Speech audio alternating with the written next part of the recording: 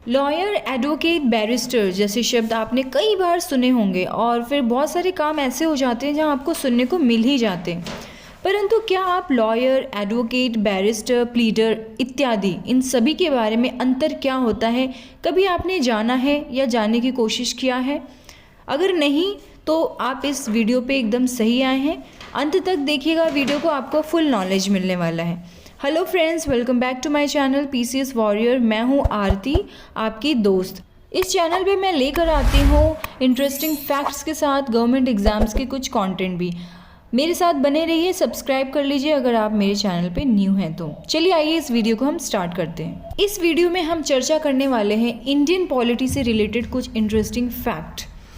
आप इस वीडियो के अंत तक जान पाएंगे कि एडवोकेट जनरल, अटॉर्नी जनरल और solicitor general, public prosecutor, lawyer, advocate, barrister, pleader इन सबको क्या कहते हैं और उनका क्या रोल होता है हमारी इंडिया में। तो चलिए सबसे पहले हम भारत के फ्लो चार्ट को समझते हैं, उनके वर्कआउट को समझते हैं। भारत में कार्य करने के लिए दो नियम हैं, कार्यकर्ता और न्यायकर्ता। न्यायकर्ता का काम भी दो भागों में डिवाइड है। पहला है सेंट्रल लेवल, दूसरा है स्टेट लेवल। सेंट्रल लेवल की बात करें तो सुप्रीम कोर्ट, जिसमें कि पूरा ऑल ओवर इंडिया का जितने केसेस होते हैं वो आ जाते हैं सुप्रीम कोर्ट में। दूसरा है राज्य में, यानी कि स्टेट लेवल में जितने भी स्टेट में जो केसेस होते हैं वो आ जाते हैं स्टेट लेवल के हाई कोर्ट में। चलिए अब हम जानते हैं लॉयर कौन होते हैं। लॉयर वो होते हैं जिनके पास लॉ की डिग्री होती है, जो कानून के क्षेत्र में एजुकेटेड होते हैं और कानूनी मामलों पर सलाह और सहायता प्रदान कर सकते हैं, यानी कि बैचलर ऑफ लॉज। कानून का जो जानकार होते हैं, जिसने एलएलबी की डिग्री ले ली हो, वह लॉयर बन जाते हैं। मगर उनके पास कोर्ट में केस को लड़ने की अनुमति नहीं होती है। लेकिन जैसे ही उनको बार काउंसिल ऑफ इंडिया यानी कि बीसीआई से पावर मिलती है, वह बीसीआई की परीक्षा को पास कर लेते हैं, तो उनको किसी भी कोर्ट में खड़े होने के लिए वो अधिकृत हो जाते हैं, तब वो एक एडवोकेट बन जाते हैं। चलिए अब हम बात करते हैं सबसे पहले एलएलबी आखिर होती क्या है। एलएलबी को लेगम बैचलर्स, जो कि एक लैटिन भाषा का एक शब्द है, यानी कि बैचलर ऑफ लॉ भी कहते हैं। 12वीं क्लास के बाद यह ग्रेजुएट करके भी बच्चे लॉ विकल्प चुन सकते हैं और कानून से संबंधित जो भी ज्ञान प्राप्त करना हो वह इसमें कर सकते हैं और इन्हें वकील कहा जाता है जब वो एलएलबी कर लेते हैं तो। चलिए अब हम बात करते हैं एडवोकेट कौन होते हैं। एडवोकेट एक ऐसा शब्द है जिसे अभिवक्ता यानी कि एडवोकेट, अभिभाषक यानी कि एड्रेसी कहा जाता है, यानी ऑफिशियल स्पीकर, जिसके पास किसी के तरफ से बोलने का एक अधिकार होता है। यही आपको बता दें कि एडवोकेट इंग्लिश में एक वर्ब है जिसका अर्थ होता है पक्ष लेना। एडवोकेट वह होता है जिसको कोर्ट में किसी अन्य व्यक्ति की तरफ से एक प्रतिपादन करने का एक अधिकार प्राप्त होता है, यानी कि वो किसी की तरफ से बोल सकता है कोर्ट में। आसान शब्दों में कहें तो एडवोकेट दूसरे व्यक्ति की तरफ से एक दलीलों को कोर्ट में पेश करता है, प्रस्तुत करता है। अधिवक्ता यानी कि एडवोकेट बनने के लिए कानून यानी कि लॉ की पढ़ाई होना ज़रूरी है। लॉ की पढ़ाई पूरी करना बहुत ज़रूरी है, यानी पहले लॉयर बनते हैं, उसके बाद फिर एडवोकेट बन जाते हैं। चलिए अब हम बात करते हैं बैरिस्टर किसे कहते हैं। यदि कोई व्यक्ति लॉ की डिग्री इंग्लैंड से प्राप्त करता है तो उसे बैरिस्टर कहते हैं। आपने पढ़ा भी होगा कि महात्मा गांधी के जो परिवार के लोग थे ना, वो चाहते थे कि वो बैरिस्टर बने, इसलिए वो 19 साल की उम्र में ही वो कानून की पढ़ाई करने के लिए वो कहाँ चले गए, लंदन चले गए और वहीं पर उन्होंने बैरिस्टर की डिग्री हासिल की। महात्मा गांधी दक्षिण अफ्रीका से भारत बैरिस्टर बनकर आए थे, यानी कि इससे पता चलता है कि बैरिस्टर एक तरह के वकील का ही प्रकार होते हैं जो कि आम कानून न्यायालय में अपनी प्रैक्टिस करते रहते हैं। चलिए अब हम बात करते हैं लोक अभियोजक यानी कि पब्लिक प्रोसिक्यूटर किसे कहते हैं। वह व्यक्ति जिसके पास लॉ की डिग्री है, एडवोकेट होने की क्षमता है, जिसने बीसीआई की परीक्षा को पास किया हुआ है और अगर ये व्यक्ति राज्य सरकार की तरफ से पीड़ित को, यानी जो पीड़ित है यानी जो क्लाइंट है उनके पक्ष लेता है, यानी विक्टिम की तरफ से कोर्ट में प्रस्तुत होता है, तो इसे एक हम पब्लिक प्रोसिक्यूटर या लोक अभियोजक कहते हैं। CRPC का सेक्शन 24 के 2U में लोक अभियोजक के बारे में बताया गया है। लोक अभियोजक यानी कि पब्लिक प्रोसिक्यूटर एक ऐसा व्यक्ति है जिसे आपराधिक मामलों में राज्य की ओर से मामलों का प्रतिनिधित्व करने के लिए केंद्र सरकार और राज्य सरकार द्वारा CRPC के प्रावधानों के तहत उनकी नियुक्ति की जाती है।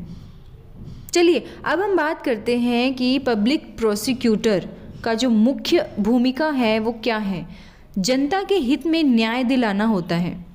सरकारी प्रोसिक्यूटर का जो काम तब शुरू होता है जब पुलिस ने अपनी जांच समाप्त कर मतलब फिनिश कर लिया होता है और कोर्ट में आरोपी के खिलाफ चार्जशीट दायर कर दी जाती है।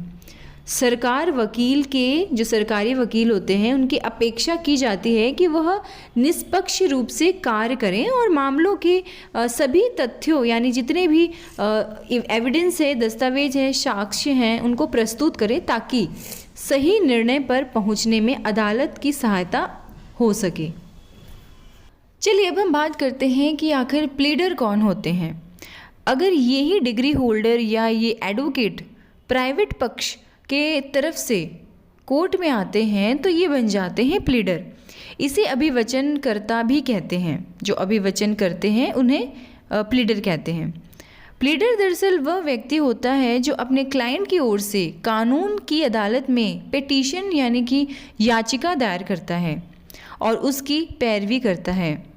सिविल प्रक्रिया संहिता यानी कि सिविल प्रोसीजर कोड 1908 में धारा 2A के तहत एक सरकारी याचिकाकर्ता गवर्नमेंट प्लीडर बनते हैं जो राज्य सरकार द्वारा सिविल प्रोसीजर कोड यानी 1908 के अनुसार सभी सरकारी कार्यों के लिए नियुक्त किए जाते हैं।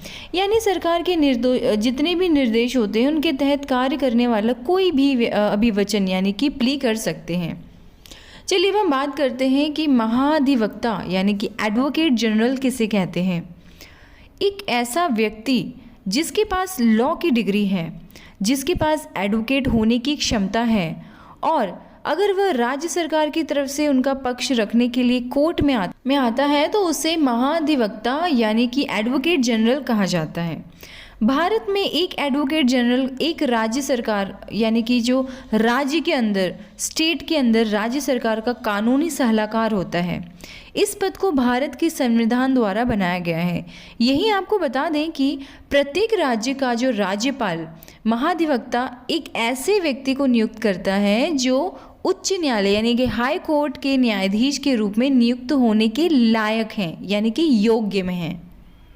चलिए आगे बढ़ते हैं और जानते हैं कि महान्यायवादी किसे कहते हैं यानी कि अटॉर्नी जनरल किसे कहते हैं। आपने अक्सर सुना होगा न्यूज़ में भी कि अटॉर्नी जनरल ऑफ इंडिया हमारे कौन है, क्या हुआ है, आज के टाइम में क्या हो रहा है। तो अटॉर्नी जनरल का मीनिंग यही होता है कि अगर ये ही व्यक्ति जिसके पास लॉ की डिग्री है, एडवोकेट होने की क्षमता है और अगर ये केंद्र सरकार की तरफ से कोर्ट में उनका पक्ष रखने के लिए प्रस्तुत होता है तो वह क्या बन जाते हैं, अटॉर्नी जनरल बन जाते हैं। यानी कि जितने भी सेंट्रल लेवल पे यानी कि भारत का पूरा सेंट्रल लेवल पे जितना भी कोई केस है या फिर कोई कार्य है वो करना हो तो अटॉर्नी जनरल के पास आया जाता है सलाहकार के रूप में। क्योंकि भारत के अलावा अगर भारत से बाहर कोई काम करना हो और वहाँ का कोई केस हो रहा हो आउट ऑफ इंडिया तो ये अटॉर्नी जनरल ही हैंडल करते हैं। संविधान के आर्टिकल 76 के तहत भारत के महान्यायवादी यानी कि अटॉर्नी जनरल का पद की व्यवस्था की गई है। वह देश के सर्वोच्च कानून अधिकारी होते हैं। इनकी नियुक्ति राष्ट्रपति द्वारा ही की जाती है। उसमें उन योग्यताओं का होना अत्यंत आवश्यक है जो कि हाई कोर्ट में किसी न्यायाधीश की नियुक्ति के लिए होती है। दूसरे शब्दों में अगर हम बात करें तो ऐसे व्यक्ति उनके लिए आवश्यक है कि वह भारत का एक नागरिक हो, उसे उच्च न्यायालय यानी कि हाई कोर्ट के न्यायाधीश जज के रूप में काम करने का 5 वर्ष का अनुभव हो या किसी उच्च न्यायालय में वकालत का 10 वर्ष का अनुभव हो या फिर राष्ट्रपति के मत अनुसार वह न्यायिक मामलों के योग्य व्यक्ति हो। ऐसे व्यक्ति को बना दिया जाता है अटॉर्नी जनरल। यहीं पे आपको हम बता दें कि महान्यायवादी अटॉर्नी जनरल के कार्यालय को कभी भी संविधान द्वारा निश्चित नहीं किया गया है। इसके अलावा संविधान में उनको हटाने को लेकर भी कोई प्रावधान नहीं है। यानी कि सीधे तौर पे देखा जाए तो अटॉर्नी जनरल को ऐसे ही नहीं हटाया जा सकता है। चलिए आगे चर्चा करते हैं कि सॉलिसिटर जनरल किसे कहते हैं। अगर यही व्यक्ति जिसके पास लॉ की डिग्री है और एडवोकेट होने की क्षमता है तो वही अटॉर्नी जनरल का असिस्टेंट बन जाता है। जैसे ही वो अटॉर्नी जनरल का असिस्टेंट बनता है उसे सॉलिसिटर जनरल कहा जाता है। यह देश का दूसरा कानूनी अधिकारी होता है, अटॉर्नी जनरल की सहायता करता है और सॉलिसिटर जनरल को 4 अतिरिक्त सॉलिसिटर जनरल द्वारा सहायता प्रदान की जाती है। यानी कि एक सॉलिसिटर के नीचे अंडर में 4 और सॉलिसिटर जनरल होते हैं जो उनकी सहायता करते हैं। भारत में अटॉर्नी जनरल के तरह सॉलिसिटर जनरल और विधि अधिकारी यानी कि लॉ ऑफिसर्स के लिए 1972 के संदर्भ में भारत में सॉलिसिटर जनरल सरकार को सलाह देते हैं और उनकी ओर से पेश होते हैं। हालांकि अटॉर्नी जनरल के पद के विपरीत जो भारत की जो संविधान है उस आर्टिकल 76 के तहत एक संवैधानिक पद है, लेकिन सॉलिसिटर जनरल और अतिरिक्त सॉलिसिटर जनरल के जो पद हैं वो वैधानिक हैं। चलिए अब आपके लिए एक प्रश्न मैं छोड़ने जा रही हूँ। बताइए कि सॉलिसिटर जनरल की नियुक्ति कौन करते हैं, उनका अपॉइंटमेंट किन के द्वारा होता है। कमेंट सेक्शन में प्लीज़ पिंग करिए। सो फ्रेंड्स, आपको ये वीडियो कैसा लगा है कमेंट सेक्शन में प्लीज़ बताइएगा और साथ में मैंने जो प्रश्न दिया है उसका उत्तर भी ज़रूर दीजिएगा। तो मिलते हैं अगले न्यू वीडियो में कुछ इंटरेस्टिंग फैक्ट्स के साथ। और भी अच्छे वीडियोस मैं लेकर आऊँगी, मेरे साथ बनी रहिए। अगर आप मेरे चैनल पे न्यू हैं तो प्लीज़ सब्सक्राइब कर दीजिए, आपको बहुत अच्छी नॉलेज मिलने वाली है। इसके अलावा भारत में टोटल जितने भी रामसर साइट हैं उनका फुल डिटेल मैंने दिया हुआ है। अगर आपने अभी तक वो वीडियो नहीं देखा है तो जाके देखिए, प्लेलिस्ट में जाएंगे रामसर साइट इन इंडिया आपको मिल जाएगा, वहाँ जाके आप देख सकते हैं। तब तक till then take care, bye bye friends, मिलते हैं नेक्स्ट वीडियो में।